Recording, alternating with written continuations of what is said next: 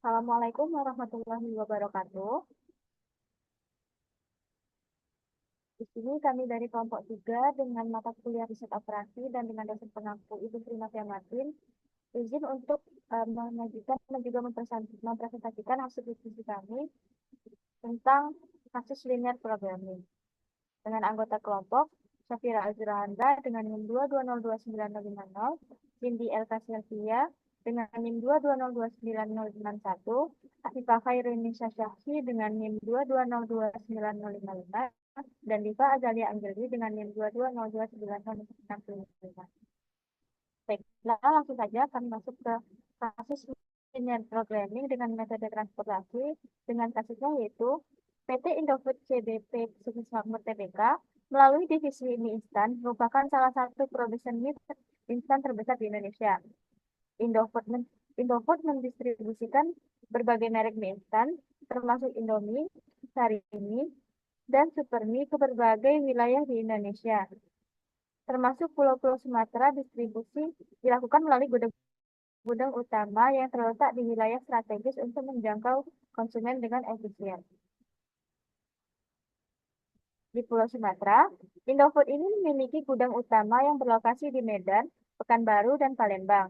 Masing-masing gudang ini dengan kapasitas ribuannya yaitu di gudang Medan terdapat 600 dus, di gudang Pekanbaru terdapat 400 dus, dan di gudang Palembang terdapat 700 dus. Nah, produk mie instan ini didistribusikan ke 5 kota besar di Sumatera, yaitu di Banda Aceh, Padang, Jambi, Bengkulu, dan Lampung.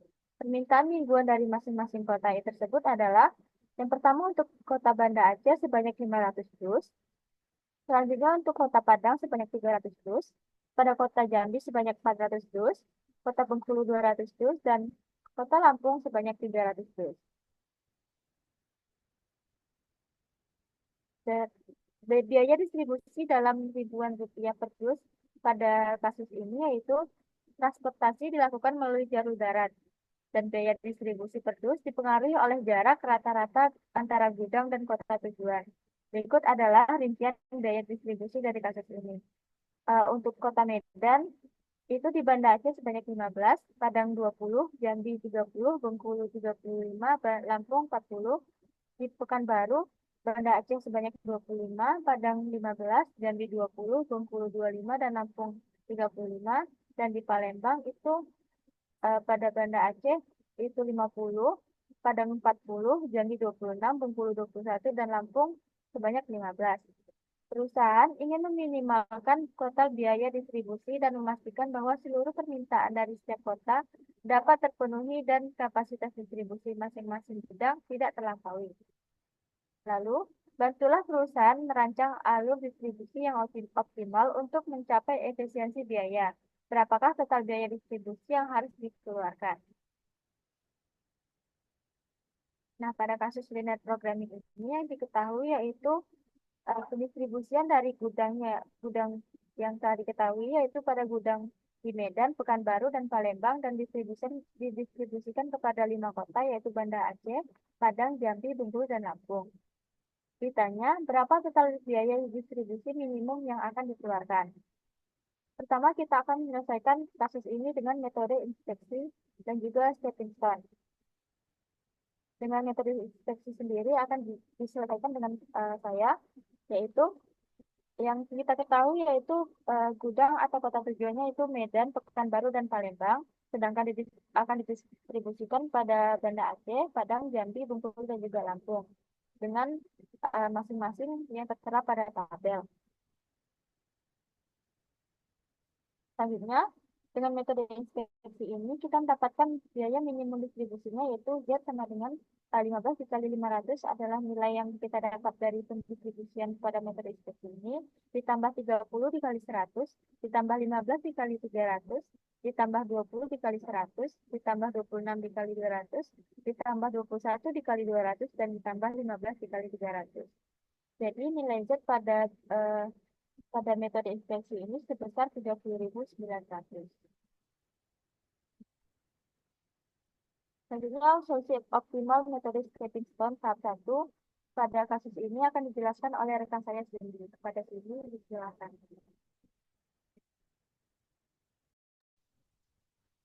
Baik, terima kasih moderator. Tadi kita sudah memperoleh solusi awal menggunakan metode inspeksi. Diperolehlah tabel awal seperti yang terlihat pada layar, dengan biaya minimumnya yaitu 30.900. Nah, dari tabel awal ini, kita akan mengidentifikasi sel kosong. Di sini terdapat 8 sel kosong. Nanti sel kosong ini akan kita buat lintasan, kemudian kita akan mengecek perubahan biaya yang akan terjadi. Next.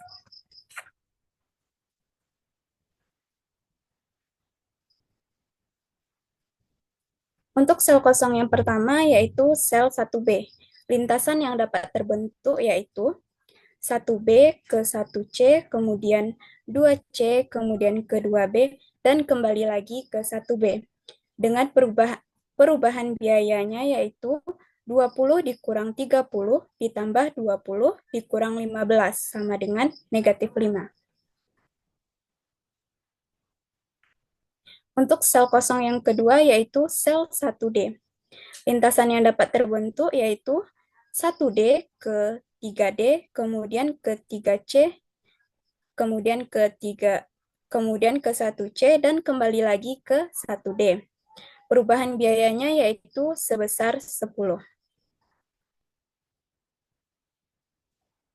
Sel kosong yang ketiga yaitu sel 1E. Lintasan yang terbentuk yaitu dari 1E, kemudian 3E, kemudian 3C, kemudian 1C, dan kembali lagi ke 1E. Perubahan biaya yang diperoleh adalah sebesar 21. Selanjutnya untuk sel 02A, lintasan yang dapat terbentuk yaitu dari 2A ke 2C, kemudian 1C, 1A, dan kembali lagi ke 2A. Perubahan biayanya yaitu sebesar 20. Selanjutnya untuk sel 02D, lintasan yang terbentuk yaitu 2D ke 3D, kemudian ke 3C, kemudian ke 2C, dan kembali lagi ke 2D. Perubahan biayanya yaitu sebesar 10. Selanjutnya untuk sel 02E, lintasannya yaitu 2E, 3E, kemudian 3C, kemudian 2C, dan kembali lagi ke 2E. Perubahan biaya untuk sel 02E ini yaitu sebesar 26. Selanjutnya untuk sel 03A, lintasannya yaitu 3A, kemudian 3C, kemudian 1C, kemudian 1A, dan kembali lagi ke 3A. Perubahan biaya untuk sel 3A yaitu 39.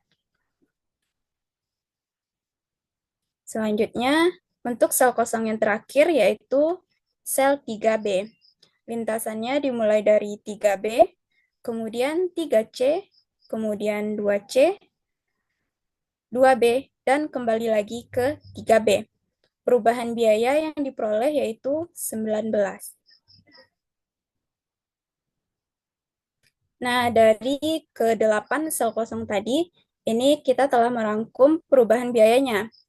Mulai dari sel 1B itu negatif 5, 1D 10, 1E 21, 2A 20, 2D 10, 2E 26, 3A 39, dan 3B 19.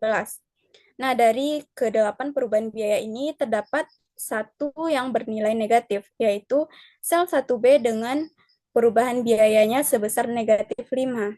Artinya, pada sel 1B ini terjadi pengurangan biaya sebesar 5, itu dalam ribuan rupiah. Sel 1B ini akan kita gunakan dalam langkah selanjutnya.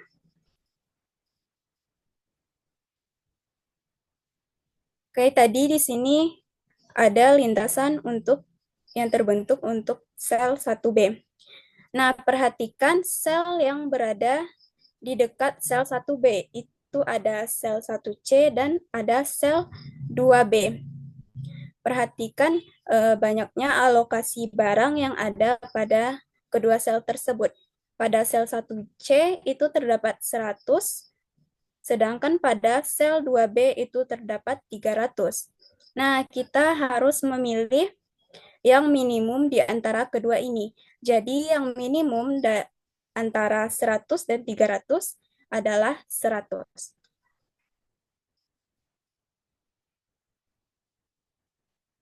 Nah, karena yang minimumnya adalah 100, maka untuk sel 1B itu kita tambah dengan 100, untuk sel 1C itu kita kurang dengan 100, untuk sel 2C kita tambah dengan 100, dan untuk sel 2B kita kurang dengan 100. Maka diperolehlah seperti tabel yang tampak pada layar ini. Nah, inilah tahap 1, selanjutnya kita masuk kepada tahap 2. Untuk penyelesaian tahap 2 ini sama seperti tahap 1, kita harus mengidentifikasi sel kosong, kemudian membuat lintasan untuk setiap sel kosong, lalu mengecek perubahan biaya yang terjadi pada setiap sel kosong. Di sini sudah ada perubahan biaya untuk setiap sel kosong. Untuk sel 1C itu perubahan biayanya sebesar 5, 1D 15, 1E 26, 2A 15, 2D 10, 2E 26, 3A 34, dan untuk sel 3B itu perubahan biayanya sebesar 19. Nah, dari seluruh perubahan biaya ini, itu semuanya bernilai positif, artinya tidak ada pengurangan biaya. Karena perubahan biaya tidak ada yang negatif atau semuanya positif, artinya tabel ini sudah optimal.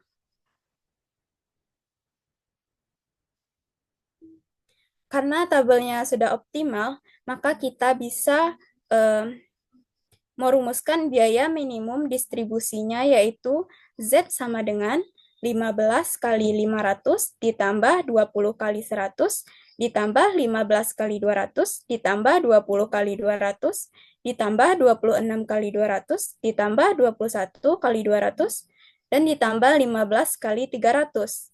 Diperoleh Z-nya sama dengan 30.400. Karena di awal tadi pada kasusnya itu disebutkan bahwa biaya distribusi dalam ribuan rupiah. Maka nilai Z sama dengan 30.400 ini kita konversikan menjadi Z sama dengan 30.400.000. Jadi dapat kita simpulkan total biaya distribusi minimum yang dikeluarkan perusahaan adalah 30.400.000. Nah, itulah yang diperoleh, hasil yang diperoleh menggunakan metode inspeksi dan stepping stone. Sekian, saya kembalikan kepada moderator. Baiklah, terima kasih kepada Guru. Selanjutnya, kasus ini akan kami selesaikan dengan solusi awal menggunakan metode MLC dan juga metode mode. Untuk metode MLC akan dijelaskan oleh rekan saya, Afifa. Kepada Afifa, disilakan. Baiklah, terima kasih kepada moderator. Saya akan menjelaskan mengenai solusinya berdasarkan metode NWC. Metode NWC adalah cara mengalokasikan distribusi barang mulai dari sel-sel yang terletak pada sudut kiri atas. Berarti kita mulai dari 15. Kita alokasikan berdasarkan permintaan dan persediaannya. Pada baris pertama, kolom pertama kita isi 500 karena permintaan Aceh hanya 500. Karena persediaan di gudang Medan bersisa 100, maka sisanya diisi pada baris pertama kolom kedua atau di kota tujuan Padang. Karena permintaan di Padang sebanyak 300, maka sisanya 200. Diambil dari gudang Pekanbaru. 200 diisi pada baris kedua kolom kedua. Karena di gudang Pekanbaru persediaannya bersisa 200, maka 200 untuk mengisi permintaan di Jambi diisi pada baris kedua kolom ketiga. Karena di Jambi permintaannya sebanyak 400, maka 200-nya lagi diambil dari gudang Palembang yang diisi pada baris ketiga kolom ketiga. Lalu permintaan sebanyak 200 dari daerah Bengkulu diambil dari gudang Palembang yang diisi pada baris ketiga kolom keempat. Dan permintaan dari Lampung sebanyak 300 diambil dari gudang Palembang diisi pada baris ketiga kolom kelima. Maka total biaya yang dikeluarkan yaitu 15 dikali 500 ditambah 20 dikali 100 ditambah 15 dikali 200 ditambah 20 dikali 200 ditambah 26 dikali 200 ditambah 21 kali 200 ditambah 15 dikali 300. Maka total biaya yang dikeluarkan yaitu 30.400. Sekian penjelasan dari saya kembalikan kepada moderator. Baiklah, terima kasih kepada Afifa. Selanjutnya, solusi optimal dengan metode Modi pada kasus ini akan dijelaskan oleh rekan saya Diva. Pada Diva, disilakan. Baik, terima kasih moderator. Untuk solusi optimal menggunakan metode Modi, nah itu kita akan memakai terlebih dahulu solusi awal yang telah kita peroleh pada metode NWC sebelumnya. Nah, di mana di sini kita misalkan Banda Aceh itu menjadi variabel A, Padang menjadi variabel B, Jambi C, Bengkulu menjadi variabel D, Lampung menjadi variabel E, Medan menjadi 1, Pekanbaru menjadi 2, dan Palembang menjadi 3. Nah, di mana sebelumnya pada metode NWC itu sudah diperoleh biaya minimum transportasi adalah 30.400 dengan alokasi seperti pada tabel. Next. Untuk selanjutnya yaitu metode Modi tahap 1. Nah, di sini kita sudah merubah sebelumnya itu menjadi variabel-variabel yang telah ditentukan. Di sini kita menambah pada baris paling atas dan kolom paling kiri, itu kita tambahkan baris VJ dan juga kolom UI. Nah, di sini terdapat VA, VB, VC, VD, VE, lalu U1, U2, dan U3. Nah, pada yang pertama-tama ini, kita akan memfokuskan kepada sel-sel yang berisi terlebih dahulu. Jadi dari sel-sel yang berisi ini, kita peroleh 7 persamaan dengan 8 variabel. Nah, dari tabel solusi awal ini diperoleh pada sel 1A, itu U1 ditambah VA sama dengan 15. Nah, 15 ini adalah biayanya pada sel 1A. Selanjutnya itu pada sel 1B itu U1 ditambah VB sama dengan 20, biaya pada sel 1B. Selanjutnya pada sel 2B itu U2 ditambah VB sama dengan 15. Pada sel 2C itu U2 ditambah VC sama dengan 20. Pada sel 3C itu U3 ditambah VC sama dengan 26. Lalu pada sel 3D itu U3 ditambah VD sama dengan 21. Dan pada sel 3E itu U3 ditambah VE sama dengan 15. Next. Nah, dari 7 persamaan sebelumnya kita dapat memperoleh masing-masing nilai variabelnya dari 8 variabel sebelumnya. Jadi penyelesaian sistem persamaan sebelumnya yaitu kita terlebih dahulu memisalkan U1 sama dengan 0. Nah, karena U1 sama dengan 0, maka kita dapat memperoleh nilai VA dan VB itu dari persamaan 1 dan 2 sebelumnya. Di sini persamaan satunya U1 ditambah VA sama dengan 15, di mana nilai U1-nya itu 0, maka nilai VA itu adalah 15 dikurangi dengan 0, maka nilai VA adalah 15. Lalu untuk persamaan yang kedua itu U1 ditambah VB sama dengan 20. Nah, berarti diperoleh nilai VB-nya itu 20 karena nilai U1-nya itu 0. Selanjutnya karena kita sudah memperoleh nilai VB sama dengan 20, kita dapat melanjutkan ke persamaan yang ketiga, yaitu U2 ditambah VB sama dengan 15. Lalu nilai U2 itu sama dengan 15 dikurang 20. Selanjutnya itu diperoleh U2 sama dengan negatif 5. Lalu karena kita sudah memperoleh nilai U2, kita dapat melanjutkan ke persamaan yang keempat, yaitu U2 ditambah VC sama dengan 20. Sehingga di sini kita peroleh nilai VC yaitu 20 ditambah 5, yaitu nilai VC adalah 25. Selanjutnya karena kita sudah memperoleh nilai VC, kita melanjutkan ke persamaan yang kelima, yaitu U3 ditambah VC sama dengan 26. Sehingga nilai U3 itu adalah 26 dikurang 25, dan diperoleh nilai U3 adalah 1.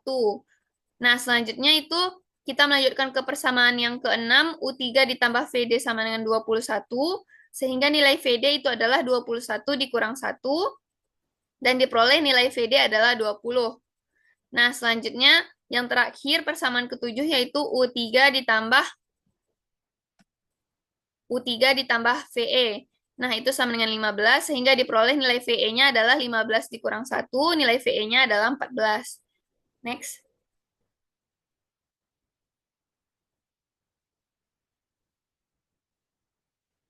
Nah, karena kita sudah memperoleh nilai dari masing-masing variabel U1, U2, U3, VA, VB, VC, VD, VE, itu kita masukkan ke dalam tabel. Nah, setelah kita masukkan, kita akan mencari nilai perubahan biaya atau KIJ untuk setiap sel kosong. Jadi di sini kita akan memfokuskan kepada sel-sel yang kosong. Itu yang pertama ada sel 2A. Nah, sel 2A ini berarti biayanya pada sel 2A yaitu 25 dikurangi dengan nilai U2 dan dikurangi dengan nilai VA. Nah, berarti pada sel 2A itu C2A dikurang U2 dikurang VA, yang mana berarti 25 dikurang negatif 5 dikurang 15, itu diperoleh nilainya 15. Kita akan melakukan hal yang sama pada sel-sel kosong lainnya, yaitu ada sel 3A yang bernilai 34, lalu sel 3B yang diperoleh nilainya 19, lalu sel 1C itu diperoleh nilainya 5, lalu perubahan pada sel 2A itu diperoleh nilainya 15, pada sel 3A diperoleh perubahannya yaitu 34, sel 3B diperoleh perubahannya 19, dan yang terakhir itu sel 1C, di mana biayanya yaitu C1C dikurang U1 dikurang VC, yaitu 30, dikurang 0 dikurang 25, dan diperoleh nilai perubahannya yaitu 5. Nah, dari sini karena tidak terdapat perubahan biaya yang memberikan penurunan atau yang bernilai negatif, sehingga berarti solusi yang ditunjukkan pada tabel di atas itu sudah optimal, karena tidak ada perubahan yang bernilai negatif atau tidak ada perubahan biaya yang memberikan penurunan biaya terhadap biaya transportasi, sehingga kita dapat memperoleh biaya transportasi minimumnya yaitu 15 dikali 500 ditambah 20 dikali 100 ditambah 15 dikali 200 ditambah 20 dikali 200 ditambah 26 dikali 200 ditambah 21 dikali 200 ditambah 15 dikali 300, sehingga kita memperoleh biaya transportasi minimumnya yaitu 30.400. Sekian dari saya kembalikan kepada moderator.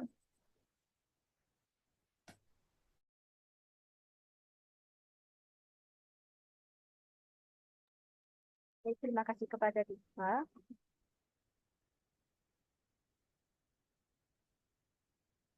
Selanjutnya kita masuk kepada kesimpulan. Nah, jadi dari kasus yang telah kami diskusikan, kami menarik kesimpulan bahwa meskipun menggunakan metode yang berbeda, baik melalui solusi awal dengan menggunakan metode inspeksi maupun dengan metode NWC, maupun solusi optimalnya yaitu dengan metode stepping stone dan juga metode MODI, hasil yang diperoleh tetap sama, yaitu total biaya distribusi minimum yang dikeluarkan oleh perusahaan untuk mendistribusikan mie instan ke beberapa pulau di kota Sumatera adalah sebesar 30.400.000. Hal ini menunjukkan bahwa distribusi telah dirancang secara efisien untuk memenuhi permintaan setiap kota tanpa melampaui kapasitas dari gudangnya. Mungkin itu saja hasil presentasi dari diskusi kami. Kami mengucapkan terima kasih telah menyimak presentasi dari kami. Salah dan juga kekurangan kami mohon maaf. Kami akhiri. Wassalamualaikum warahmatullahi wabarakatuh.